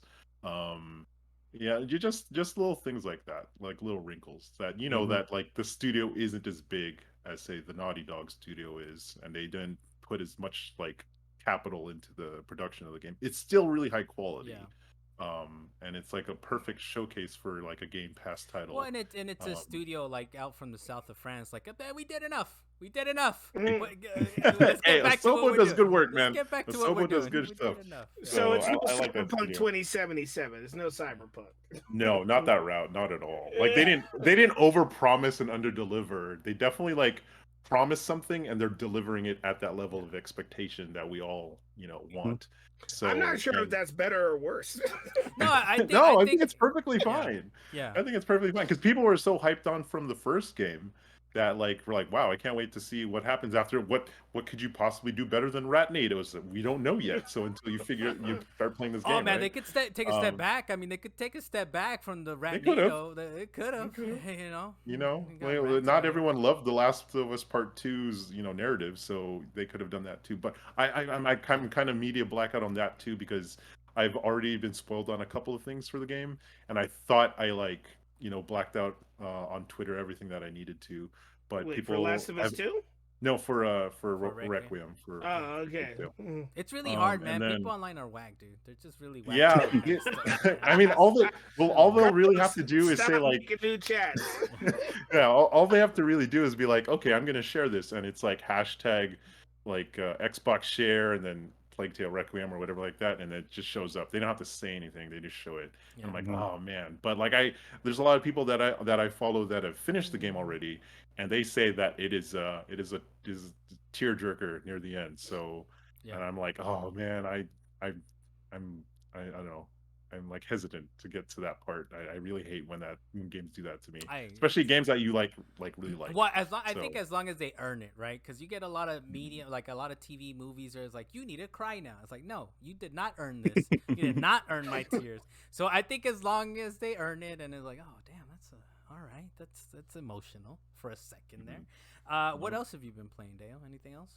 Yeah, so I just been playing like Gran Turismo 7. I finally bought I bought a racing chassis like setup Chassis. today because there's a Black Friday deal going on for that. So I'm gonna hop onto that thing when it gets delivered. And I've You been ain't got playing. no room in your house, but now you're gonna have a racing chassis. I'm gonna have a racing chassis. I have an arcade machine behind me. So like, oh my Xbox isn't God. out of its box yet, but it's fine. Checking it It's a out, racing dude. It's chassis. gonna be I can't wait. But I've also been playing Persona 5 Royal, and I never finished the original game back in 2020 because Oh, it's that's so actually long. good. No, Oh, that's actually good. yeah, okay. Yeah, because the Persona 5, the original Persona 5, they got to a point in the story where they kind of went off in left field, and you're like, there's a bunch of unfinished stories here. Why didn't we do this? And then Persona 5 Royal came out, and they were like, we're going to give you more characters and finish the story. That's what Persona 5 Royal is. So you're going to be better off playing Okay. Royal. It's like playing Persona 3 and Persona 3 So Fest. instead, Yeah. Dale, That's what's the way to go. now think of it That's this way, that. Dale. Instead of having to spend 80 hours on the game to complete it, now it's a 100-hour game to complete it. Like all right? 120 hours. Or I think it's 120 what's- hours. All right, just be hyped. Just be hyped. I think that's an over exaggeration for sure, but Is it still. though? Hey, Dale, please come back when you finish it and tweet or something of your completion time, Hey, please. no. And let's see That's what- not a fair comparison because he's Not not fair. trying to critical path it like you No, are, I'm not. Carlos. Well, whatever it is. Whatever it is. No, shut up, Carlos. You're not allowed to make that Damn, comparison. Dale's like, hey, you shut your mouth. But You've been playing something else. Let's move away from that topic before Carlos says something else. So Persona 5, you're just kind of at the beginning of that, kind of getting into it, enjoying it. Yeah, because like I forgot what happened in the story, but like I'm just like amazed. I'm like, man, this is a solid game. Like especially for a game that was technically supposed to come out for the PlayStation 3. So and they're like, no, we're just gonna scrap that version and put it on PlayStation 4. And so it still really holds up. The gameplay is really nice. The uniqueness in the animations of the menus and everything, every little bit of it has been It all touched stands upon out, right? to make it very much so stands out. The soundtrack is like this, even though it loops a lot of the time, it's very catchy and like I don't get bored of it. See me coming. Yeah, it's stuff like that. Like, see, I know exactly what you're talking about, dude. I'm telling you, it's crazy because like you hear the same sounds and the same music all the time, but it's really good. The weird, interesting thing is that I've been playing Persona 5 Royal strictly on xCloud. So, because I tried it last week, and I was on the couch and I was so tired from moving things around. I'm like, oh, let's see what apps I have to uninstall on my phone. And I forgot there's an Xbox Game Pass app on my phone. So then I started messing around. I was like, what's in here? And I was like, oh yeah, Royal came out. So I started playing it, and I didn't even care that it was like touch controls or whatever. Like it is so good for like as a mobile title Yeah. itself. And that's what I heard when people were talking about the Switch version of the game. They're like, yeah, it lends really well gameplay design wise to a mobile kind of way to play it. Well, And so I and was since playing it's it on a my it's a game like where you kind of put attack and defend or whatever. It doesn't yeah, necessarily it's require quick reflexes, right? right. Correct. It not necessarily, yeah. Unless you're like trying to do like stealth stuff through all the dungeons and everything, it's a little trickier because the touch controls aren't as sensitive. You can very So much yeah, sneak through places without getting into fights, and you want to make sure you exactly. move right. Right, Hmm. right. And then when you select dialogue thing, it's not that overly complicated. Yeah. So and it's a one track thing anyway, so it doesn't really matter. So it's been really nice. Like so I moved over from my phone over to my wife's tablet, and she has a Samsung S7 Plus or something, Tab S Plus or something. And that thing, it has like a nice 12-inch screen. The speakers are amazing, and like the screen real estate for the touch controls is really good. So I've just been playing on that thing, and I haven't There you even go. like missed a beat. I don't even So care. so you got I like hours the upon phrase hours, "screen real right? estate." You have hours upon hours of I've this game. We'll hear more it's from you, right? during my poop time. It's a very nice Reasonable. companion to have. Very reasonable. Hey, when you Where you're out there reviewing toilets for what's his name? was it For Trump. The on Twitter. It's like fucking what's his name? Who? He always asks us about what toilets we like using Oh, or Oh, whatever. Scuba Steve. Scuba Scuba Steve. just trying this out, Scuba Steve. Trying out the latest toilet, and you give him a thumbs up. It's good, man.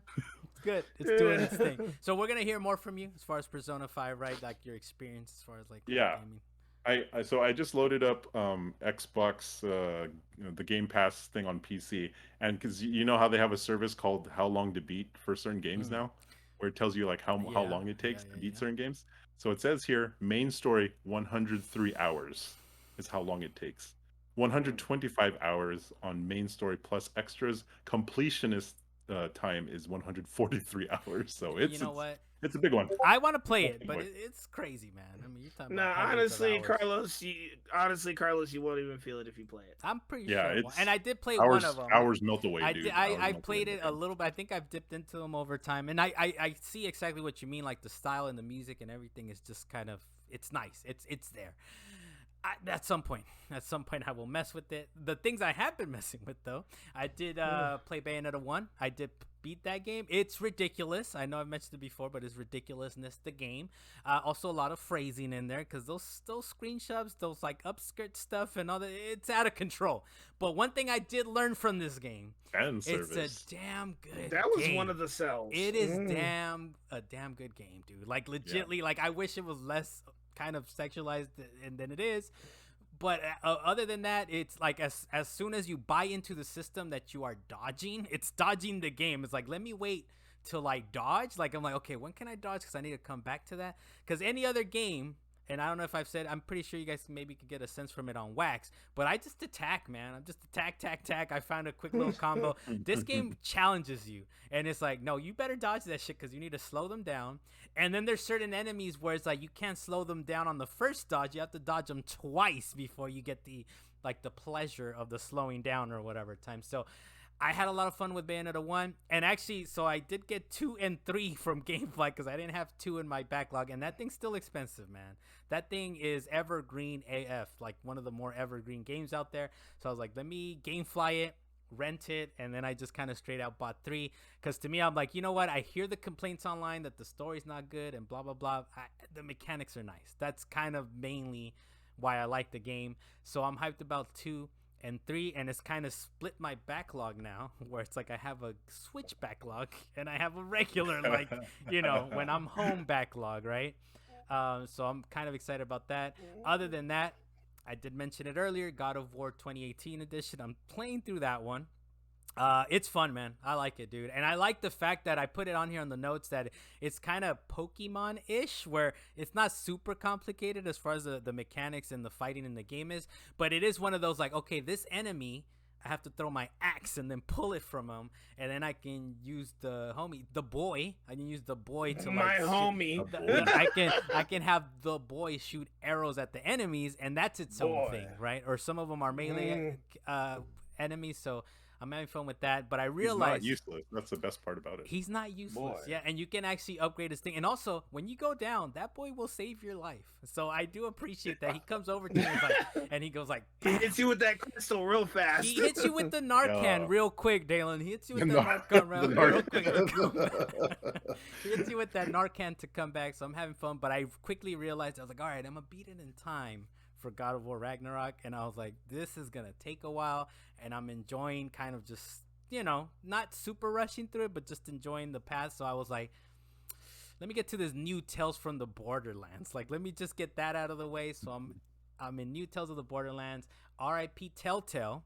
That's one of the reasons I thought they kind of were like, who's this company? The Borderlands people, Dalen? 2K Games. They're the people that made it, yeah, 2K. Well, no, but it's Gearbox. Gearbox made it, whereas Telltale have made it before. And you can kind of tell, man. You can kind of tell that the writing isn't as great. There's like a little like Telltale vibe that's missing from it, but it still looks pretty as hell. It controls well when you're moving around and all that. And it's not episodes. I thought it was gonna be in an episodes. It is like split up into episodes, but they're all available like on the disc, right? So there's. Are you still having problems with saving in that game? Because I keep remembering you saying, "Hold on, let me get to a place where you gotta save." I'm not sure. I know. I don't know if it was a problem. It was more like the saves were like spread out in the original. You're talking about the original, right? No, I'm talking about this one. No, this isn't the one that I was having problems with, Dalen, when we were trying to play games. It was the original that I was like, let me get. You don't have save issues with this one? As far as I can tell, it's okay. It saves regularly, but the original definitely was like you would go 10-15 minutes before like you would like hit a save. So I've been playing new Tales of Borderlands. God of War game is coming out, or we're playing a lot, man. It's a lot going on right now. Bayonetta's in the back burner as well. Dalen, what about you, man? What you been playing out here? Well, unfortunately, I haven't had a lot of time to play any of my new games, but I did spend some extra time playing GTA 5. Wait, no new games that you forfeited cash money for? Is that what you're talking about? Correct. Because I still have Steel Rising and I still have Ghostbusters Unleashed sitting upstairs ready for me to play. That's going to be one of the games I play during the next week. Obviously, I'm going to turn that back in to give me God of War. But I was playing GTA, and I'm going to tell you my quick story that I had because my game crashed on me twice. I was doing one of the quests for the Casat Commission where you're supposed to go and get these codes from the penthouse suite from some guy you're supposed to kill. So I went up there. The first time we went Luis Carlos was like, what happened? Because you were just lagging behind, just driving around. It's hard, man. It's a little hard to GTA Online, man. I don't know. It's all you have to do is show up. Just go to the dot. But but after we did that, the game decided it didn't want to save my progress, so I had to go back and do it again by myself. And I went in, sniped the two people at the front door, got the codes. On my way out down the elevator, the game crashed on me, and I had to go back and do it again. So I went in, killed the two guards, got the codes, went out, got in the car, started driving away to try and ditch the cops. The game crashed on me as soon as I got hit by like a car or something like that. Then went back a third time. GTA 5, man. Hold on. Then the third time I went back, killed the guys, got my codes, walked outside, and it said ditch the cops, but there was no cops on my screen. So I said, you know what? I'm going to let this glitch happen. I'm just going to go stand next to my car and see if any cops showed up. No cops showed up. I finished the mission. Congratulations. That's how that happened. Look, your GTA 5 online experience is just how you live, Dalen. This is how you live. It matches up with your personality exactly. My life crashes every so often, but there's that moment where I'll just let it happen and I'll be fine. You're talking about your life right now, Dalen. You're not talking about GTA. Sure. And with that, Salient Points number 88 for November 7th, 2022. Thank you for joining us. I'm Carl, the master of what the body pillow thing. Japanese anime body pillow. I don't know how I live Companion that down. pillows. I don't know how I help myself with that. Dalen Kirkwood from Up in the Mountains. Thank you for the new moniker, I guess. And okay, I need Dalen. sleep. You definitely need to get yourself catch some Z's, man. Dale Bloss, King of Mid Bay, thank you for joining us, sir. Thanks, guys. We got Drink to more water. Always. drink more Skira. Where did you even find the 8.88% alcohol, Dale? What's going on, man? No, pH level, man. Oh, It's alkaline. Sorry, You're it's doing a lot, natural Dale. alkaline. That's like some mountain water over there. Dale Bloss, thank you again, sir. Dalen's out of control, man. He needs help. We'll send help, Dalen. We're gonna get off this podcast to send you help. Dale Bloss, thank you for joining us. Luis Mendes on the Wheels of Steel. Thank you very much, sir. We'll see you guys next week. Latest. Okay, Dalen, look good blinking.